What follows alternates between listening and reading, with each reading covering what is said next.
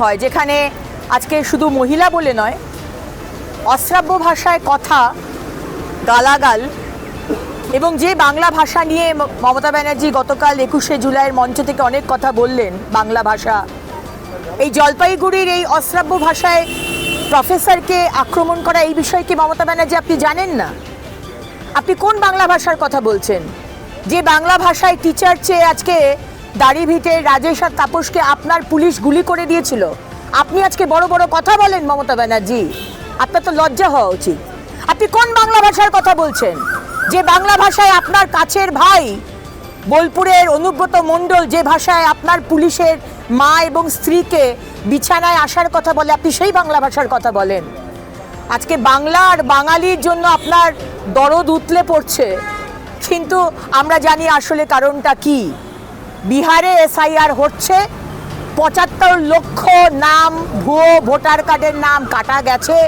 মমতা ব্যানার্জি 2005 সালে আপনি বলেছিলেন 1 কোটি, তখন আপনি মুখ্যমন্ত্রী ছিলেন না, 1 কোটি রোহিঙ্গা আর বাংলাদেশি অনুপ্রবেশকারী এই রাজ্যে ঢুকেছে, আপনি প্রতিবাদ করেছিলেন। আজকে তো সেই সংখ্যা 1 কোটিরও ওপরে। তাই আপনি যতই বাংলার মানুষকে বিভ্রান্ত করার চেষ্টা করেন এই বাঙালি রশ্মিতা এই নিয়ে, বাংলার মানুষ কিন্তু বুঝে গেছে আমরা স্বচ্ছ ভোট চাই। 2026-এ মানুষ ভোট বাক্সে এসে যে কোনো দলকে ভোট দিক, কিন্তু যারা ভারতবর্ষের মানুষ, যারা ভারতীয়, সে হিন্দু হোক, মুসলমান হোক, খ্রিস্টান হোক, শিখ হোক, পার্সি হোক, বুদ্ধিস্ট হোক, জৈন হোক, বাইরের কোনো দেশের স্পেশালি অনুপ্রবেশকারী বাংলাদেশি আর রোহিঙ্গা আমাদের দেশে এসে, আমার পশ্চিমবঙ্গে এসে ভোট দেবে না। আমরা সে সব রকম চেষ্টা করব। বাংলার মানুষ ডিসিশন নিয়েছেন, 26-এ এই সরকার আর থাকবে না। মোদী সরকার চাই, সুশাসনের সরকার। আজকে ভাষা আন্দোলনের কথা মনে হচ্ছে, যখন দাড়িভিটে রাজেশ আর তাপস বাংলার টিচার চেয়েছিল তখন আপনি কোথায় ছিলেন? আপনি তো মুখ্যমন্ত্রী ছিলেন। তখন উর্দুর টিচার দিয়ে তা আপনার পুলিশকে দিয়ে গুলি করিয়েছিলেন। আপনার ভাষার কথা কোথায় মনে ছিল যখন অনুব্রত মণ্ডল আপনার পুলিশের মা আর স্ত্রীকে বলছিল বিছানায় আসার জন্য? সেই ভাষার প্রমোশন করছেন। আমি তো শুনলাম এই দায়িত্ব ভাষা রক্ষা করা, বাংলা ভাষা রক্ষা করার দায়িত্বটা নাকি অনুব্রত মণ্ডলকে দেওয়া হয়েছে। তাই মমতা ব্যানার্জি বাংলার মানুষকে আর বোকা বানাতে পারবেন না। Enough is enough. অনেক অত্যাচার করেছেন। এই যে এখন যে বাংলা ভাষার কার্ড খেলছেন না, সিম্প্যাথেটিক কার্ড, কোনো লাভ হবে না। বাংলার মানুষ চায় স্বচ্ছ ভোট হোক, স্বচ্ছ ভোটার তালিকা হোক, হিন্দু হোক, মুসলমান হোক, শিখ হোক, খ্রিস্টান হোক, এই বাংলার যারা হোক তারাই ভোট দেবে 26-এ। আপনার ওই ভোটার কার্ড বানিয়ে দেওয়া রোহিঙ্গার অনুপ্রবেশকারীরা কিন্তু এবারে আর ভোট দিতে পারবে না। শামিরুল ইসলামের বাংলাদেশের পরিবার, তাদেরকে আদালত বলল যে তারা বাংলাদেশি, তাদেরকে ডিপোর্ট করা হবে। আদালত রায় দিয়ে দিল।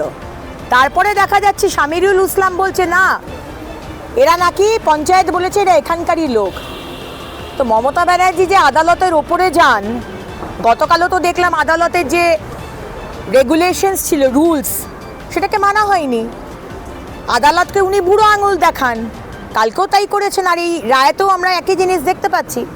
মানে এটা পরিষ্কার যে মমতা ব্যানার্জির নির্দেশে এই মেসেজটা দেওয়া হচ্ছে যে যারা বাংলাদেশি বা অনুপ্রবেশকারী বা রোহিঙ্গা তারা এখানেই থাকবে, তাদেরকে ডিপোর্ট করা হবে না। কিন্তু মমতা ব্যানার্জি আপনি যেটা চাইছেন বাংলা ভাষার মলম লাগিয়ে, উপরে একটা ফাসাদ লাগিয়ে, সেটা কিন্তু হবে না। এসআইআর শুরু হয়েছে বিহারে, ৭৫ লক্ষ নাম কাটা গেছে।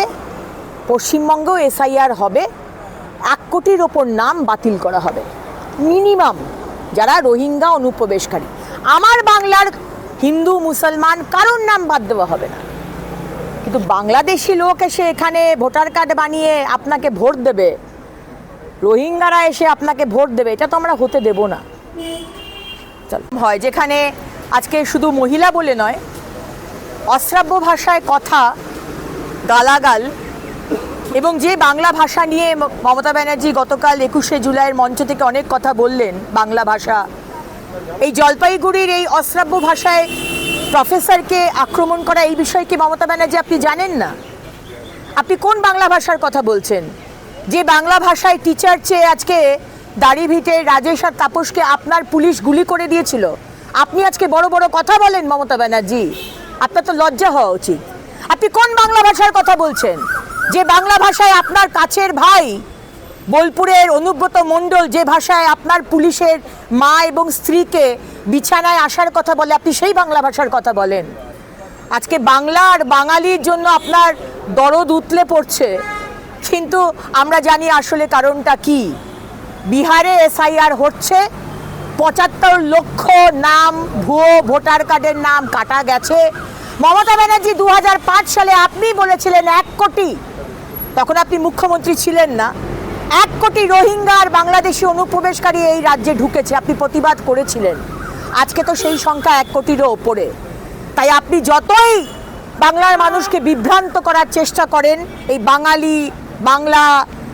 বাঙালির অস্মিতা এই নিয়ে, বাংলার মানুষ কিন্তু বুঝে গেছে আমরা স্বচ্ছ ভোট চাই। ২০২৬-এ মানুষ ভোট বাক্সে এসে যে কোনো দলকে ভোট দিক, কিন্তু যারা ভারতবর্ষের মানুষ, যারা ভারতীয়, সে হিন্দু হোক, মুসলমান হোক, খ্রিস্টান হোক, শিখ হোক, পার্সি হোক, বুদ্ধিস্ট হোক, জৈন হোক, বাইরের কোনো দেশের স্পেশালি অনুপ্রবেশকারী বাংলাদেশি আর রোহিঙ্গা আমাদের দেশে এসে, আমার পশ্চিমবঙ্গে এসে ভোট দেবে না। আমরা সে সব রকম চেষ্টা করব। এটা তো সারা ভারতবর্ষের বিষয়। আমাদের বিহারের পর আমাদের ইলেকশন, সুতরাং আমাদের এখানে এই বিষয়টিকে ইম্পর্টেন্টলি দেখতে হবে। কিন্তু বিষয়টা তো প্রত্যেকটা রাজ্যে। মমতা ব্যানার্জির বন্ধু তামিলনাড়ু সরকার, তারাও তো সেখানে রোহিঙ্গা আর অনুপ্রবেশকারীদের আটক করছে। পাঞ্জাবে তো সেখানে বিজেপির সরকার নেই, সেখানেও তো আটক করা হচ্ছে। তাহলে মমতা ব্যানার্জির অসুবিধাটা কোথায়? ২০০৫ সালে মমতা ব্যানার্জি আপনি প্রতিবাদ করেছিলেন যখন সিপিএম সরকার ছিল। ২০০৬ সালে কাগজের দিস্তা মুখে মেরেছিলেন যে অনুপ্রবেশকারীদের ঢোকানো যাবে না, রোহিঙ্গাদের ঢোকানো যাবে না। আজকে কি হয়ে গেল মমতা ব্যানার্জি যে ২১শে জুলাইয়ের মঞ্চ থেকে এত কথা বললেন, কিন্তু একবারও বললেন না যে না, অনুপ্রবেশকারী আর রোহিঙ্গাদের এখানে ঢুকতে দেওয়া হবে না? কেন? ভোট ব্যাংক বলে? আপনি ভোট ব্যাংকের জন্য তাদের ডকুমেন্টস বানিয়ে দেবেন আপনার পঞ্চায়েত প্রধান আর কাউন্সিলরদের দিয়ে, আর আমরা চুপ করে আঙুল চুষবো? হবে না।